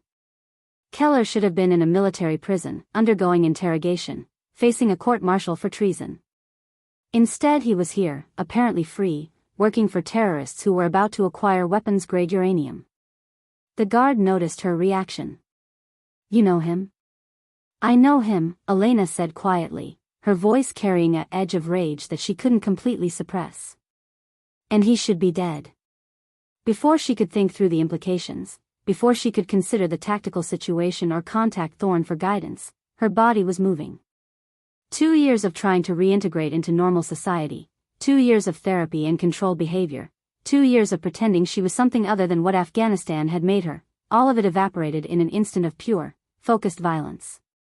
She crossed the distance to Keller in 4 strides, her concealed blade appearing in her hand as if by magic. One of the Somali guards started to react, reaching for his weapon, but the guard who'd led her here intervened, blocking him with a shouted explanation in rapid Arabic that Elena didn't fully catch. Keller turned at the commotion, his eyes widening in recognition and then shock as he saw Elena bearing down on him. "You," he managed to gasp, "you're supposed to be dead?" Elena finished, pressing the ceramic blade against his throat hard enough to draw a thin line of blood. "That seems to be a common theme. People keep leaving me for dead, and I keep disappointing them. Must be frustrating." "Wait," Keller said, his hands raised in surrender. "You don't understand the situation. I'm not, this isn't what it looks like." "Really?" Elena's voice was cold enough to freeze. Because it looks like you're a traitor who faked his capture, who's now facilitating nuclear terrorism. What exactly am I misunderstanding? The room had gone silent, everyone frozen by the sudden violence and the bizarre conversation happening in English. Al-Hamadi appeared in the doorway, his expression shifting from confusion to anger as he assessed the situation. What is happening here? He demanded. Elena made another calculation, one that was probably going to get her killed but that offered the only path forward she could see. This man, she said, switching to Arabic and keeping the knife pressed against Keller's throat, is American intelligence. A traitor, yes, but one who was supposedly captured 2 years ago. His presence here means either that capture was fake, or he escaped, or he was released as part of some agreement. Regardless, he's compromised. His real loyalty isn't to you or to your buyers, it's to whoever is pulling his strings. Al-Hamadi's eyes narrowed. And you? What are you? Also American, Elena admitted, knowing that the guard's suspicions had already planted that seed. But not intelligence, not anymore. I told you the truth about being disillusioned, about choosing profit over principles. The difference is I actually meant it. He's still playing games, still serving masters. I just want to make money and stay alive. It was a desperate gambit, using a kernel of truth to sell a larger lie, hoping that Al-Hamadi's paranoia would turn against Keller rather than her. For a long moment, nobody moved. Then Al-Hamadi spoke quietly to his security personnel in Arabic, "Take them both. Separate rooms. I want to know exactly who they are and who sent them." Elena allowed herself to be disarmed and restrained, knowing that resistance would only confirm suspicions. As they dragged her away from Keller, who was protesting loudly about betrayal and conspiracies, she caught the guard's eye, the one who'd warned her. He looked conflicted but gave a slight nod, as if acknowledging that whatever happened next, he'd played his part. They locked her in a storage room, bare concrete with no windows and a single door guarded by 2 armed men. Elena sat on the floor and tried to think through her options. Her cover was blown or at least severely compromised. The mission was collapsing. Keller's unexpected presence had introduced a variable she didn't understand and couldn't predict.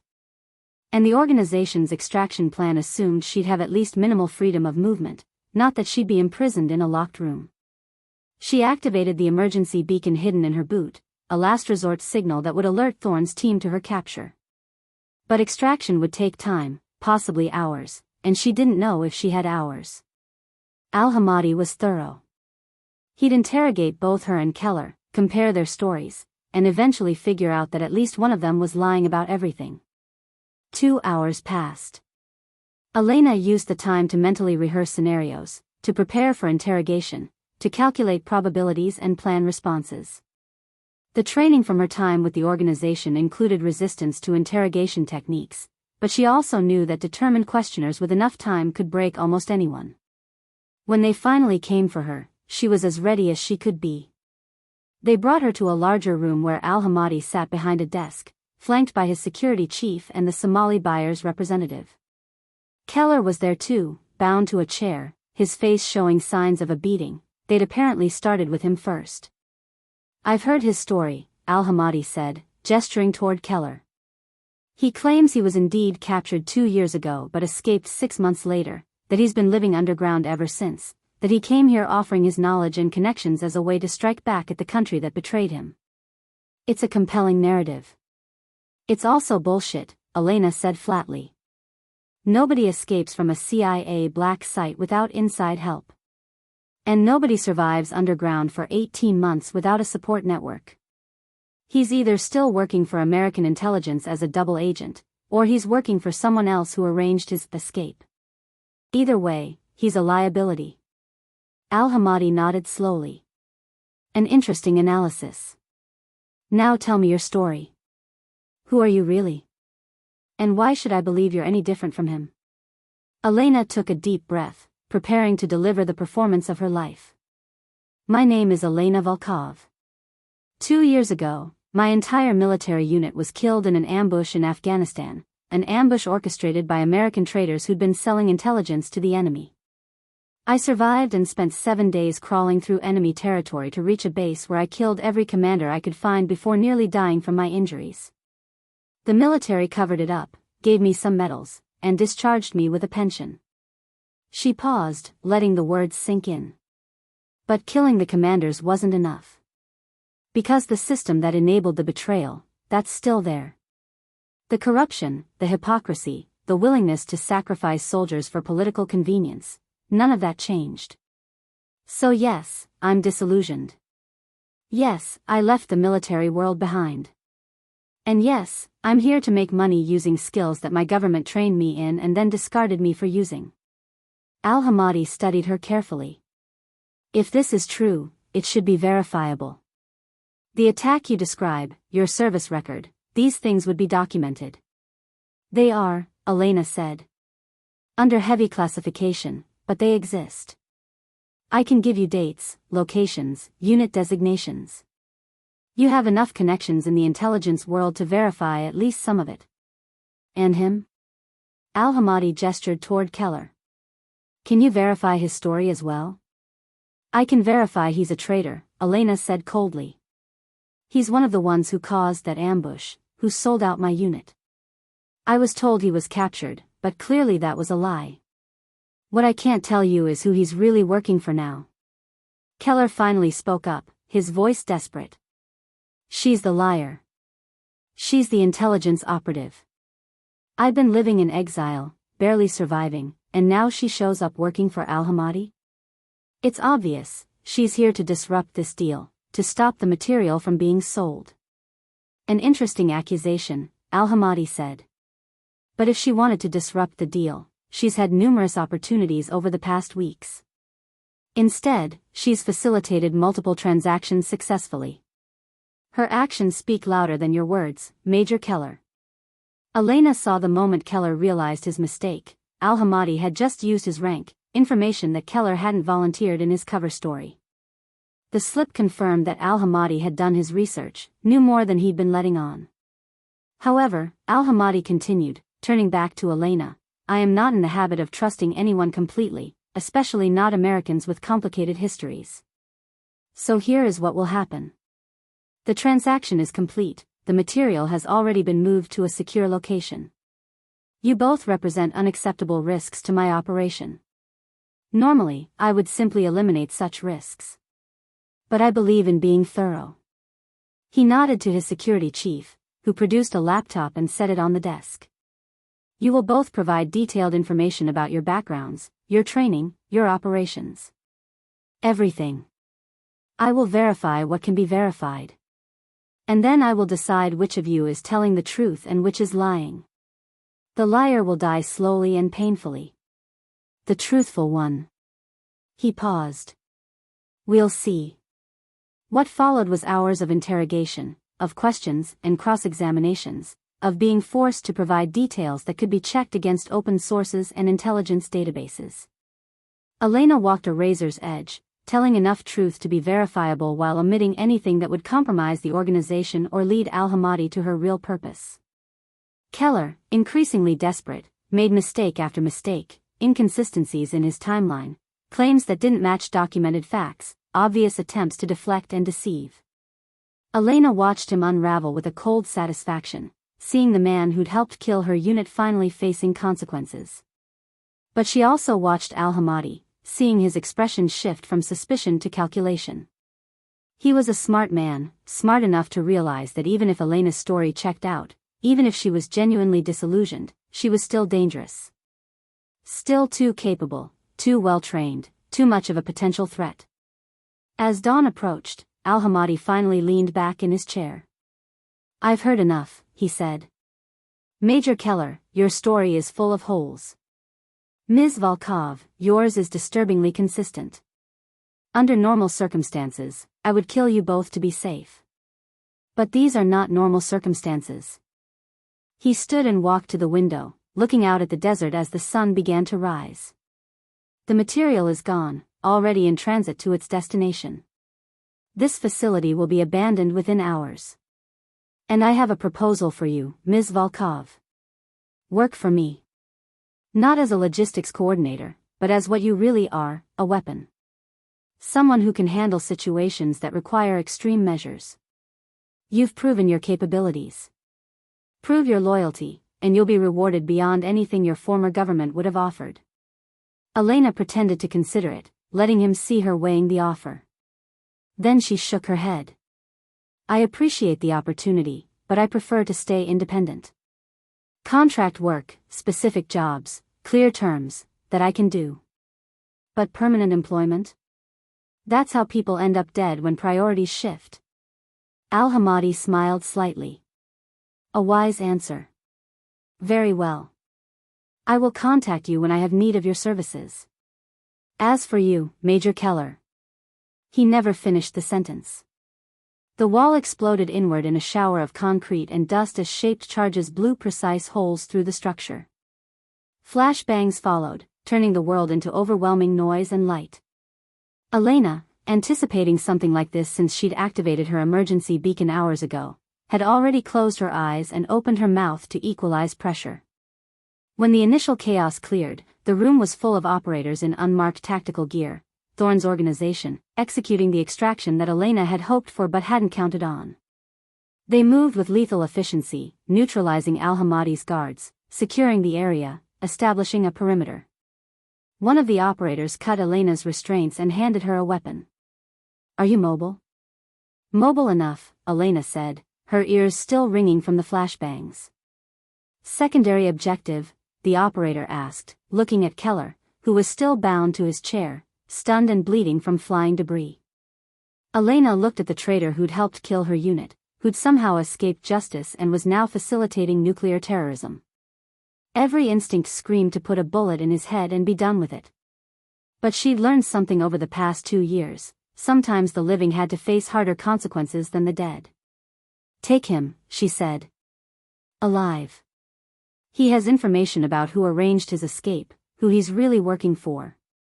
That's worth more than killing him here. The operator nodded and signaled his team. They grabbed Keller, who started to struggle and protest, until one of them hit him hard enough to daze him into compliance.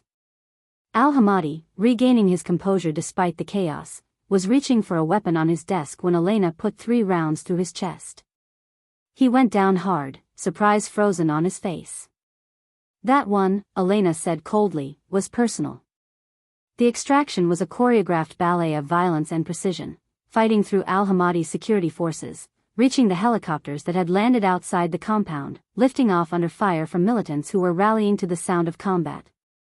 Elena, strapped into a jump seat with her bad leg throbbing and her hands still shaking from adrenaline, watched the compound recede into the distance. Thorne was waiting when they landed at a secure facility somewhere in Djibouti. She looked Elena over with a critical eye, then nodded in what might have been approval or just acknowledgement. Hell of a first mission, she said. Though I note you improvised significantly from the plan. The plan didn't account for Keller being there, Elena pointed out. Speaking of which, how did that happen? He was supposed to be in custody. Thorne's expression darkened. That's being investigated at the highest levels. Someone with significant access arranged his release and provided him with a new identity and operational support. We're going to find out who, and when we do, there will be consequences. But that's a problem for tomorrow. Today, you completed your mission, exposed a major security breach, and recovered a high-value prisoner with information we badly need. The uranium, Elena said. Al-Hamadi said it was already moved. Do we know where? We're tracking it, Thorne assured her. The transaction gave us leads we didn't have before. It's not over, but we're closer than we've ever been. Thanks to you. Elena nodded, suddenly feeling the exhaustion of the past weeks catch up with her. I need to sleep for about 3 days. You've earned it, Thorne said. But first, there's someone who wants to talk to you. She led Elena to a secure communications room, where a video screen showed Colonel Bradshaw from Afghanistan, now apparently working for or with Thorne's organization. He smiled when he saw her. Major Volkov. Or should I say Ms. Volkov? I heard about Yemen. Outstanding work. Thank you, sir, Elena said, defaulting to military courtesy despite her civilian status. I wanted you to know, Bradshaw continued, that the families of your unit from Afghanistan, they've been briefed on the latest developments. They know that one of the traitors responsible has been recaptured and will face justice. It won't bring their loved ones back, but it's something. And they wanted me to tell you that they're grateful for everything you've done. Elena felt something catch in her throat. It's not enough, she said quietly. It'll never be enough. No, Bradshaw agreed. But it's what we can do. And sometimes, that has to be enough. After the call ended, Elena made her way to the quarters she'd been assigned, a small room with a cot, a shower, and nothing else. She stripped off her gear, washed away the grime and blood of the mission, and finally allowed herself to collapse onto the bed. Her last thought before sleep took her was about Marcus Chen's question, what did she have worth coming home for? She still didn't have a perfect answer. But maybe it was this, the knowledge that what she did mattered, that the skills forged in Afghanistan's hell could be used to prevent future hells for others. Not glory, not recognition, not even redemption exactly. Just the mission. Just the work. Just the choice, made again and again, to stand up and fight when fighting was what needed to be done. Elena Volkov had been left for dead in enemy territory. She'd survived, infiltrated, and eliminated every commander responsible. And now, 2 years later, she'd proven it wasn't a one-time act of desperation but a template for who she'd become, someone who operated in the shadows, who took on impossible missions, who refused to quit no matter the odds. The organization that didn't exist had found exactly what they needed, a weapon pointed at threats that officially weren't happening, a soldier who'd already proven that death itself couldn't stop her from completing the mission. And in the years that would follow, in operations across 3 continents, in situations that would become classified legends whispered about in intelligence communities, Elena Volkov would continue to prove that some warriors couldn't be killed, couldn't be broken, couldn't be stopped. Because she'd already survived the worst. Everything else was just details. Up next, you've got 2 more standout stories right on your screen. If this one hit the mark, you won't want to pass these up. Just click and check them out. And don't forget to subscribe and turn on the notification bell, so you don't miss any upload from us.